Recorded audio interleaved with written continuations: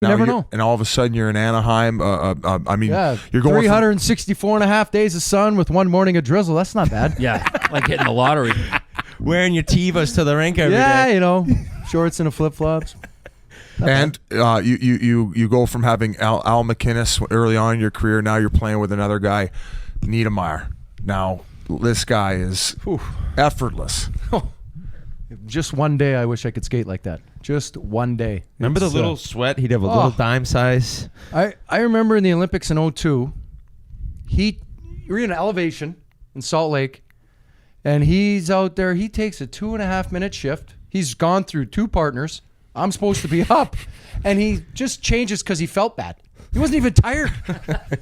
I'm taking a 30-second shift going, I gotta go, let's go. And, I mean, he's just out there skating around, you know, Norm just kind of cruising. You're like, oh my God.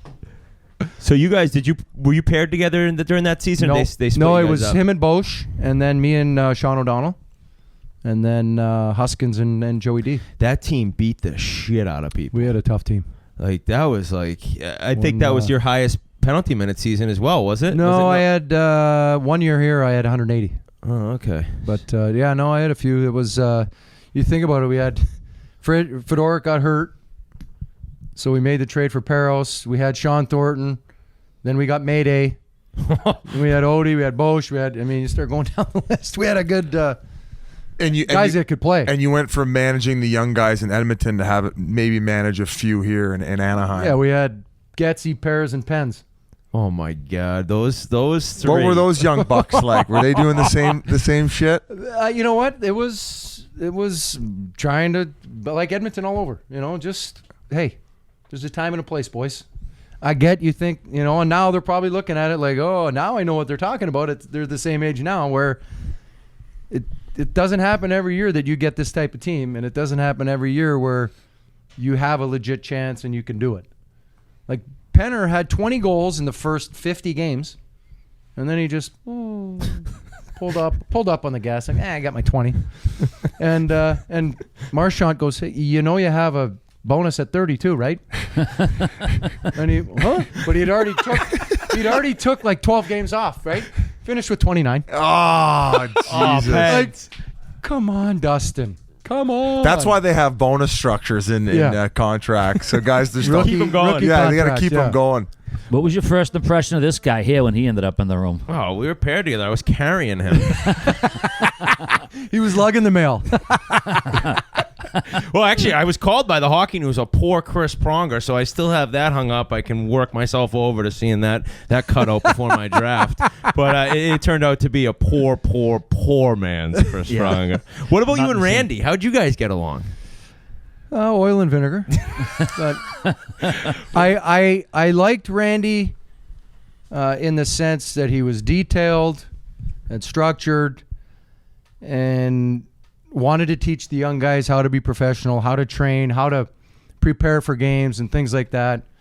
And then there was the other side where we just, you know, I like him, but we just butted heads.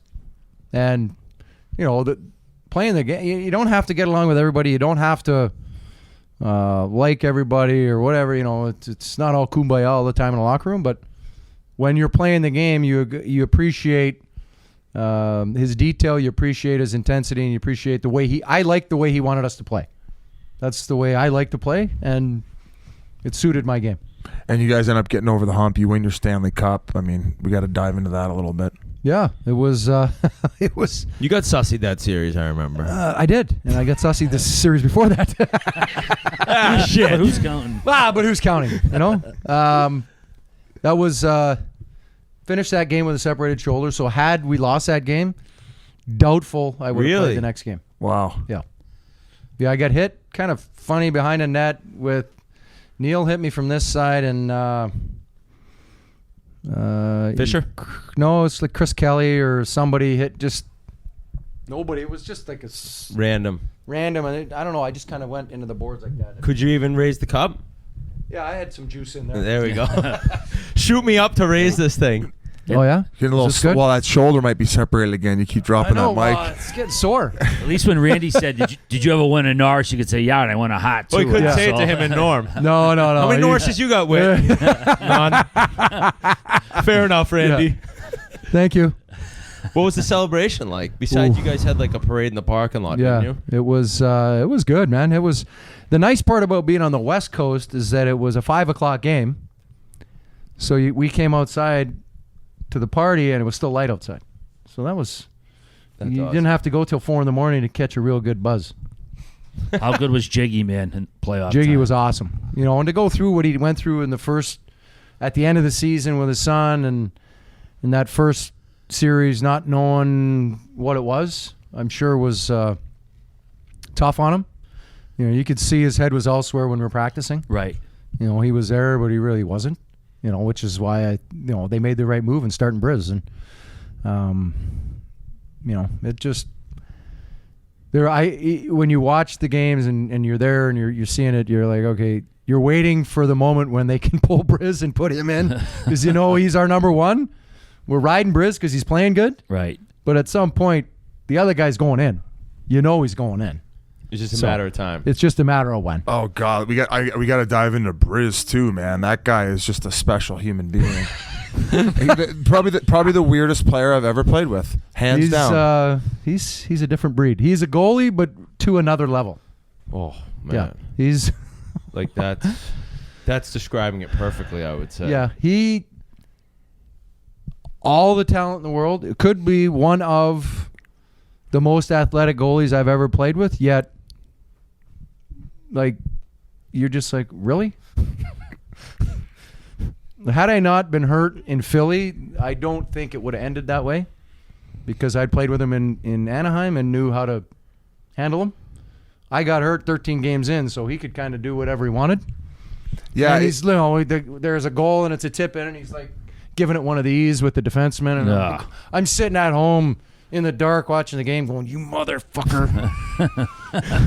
Wife's like, Chris, this is not good for your recovery. and I'm watching him down. going every time a goal's going, and he's blaming somebody. I'm like, Jesus, and I'm trying to stay out of it and trying to get better, and I try to.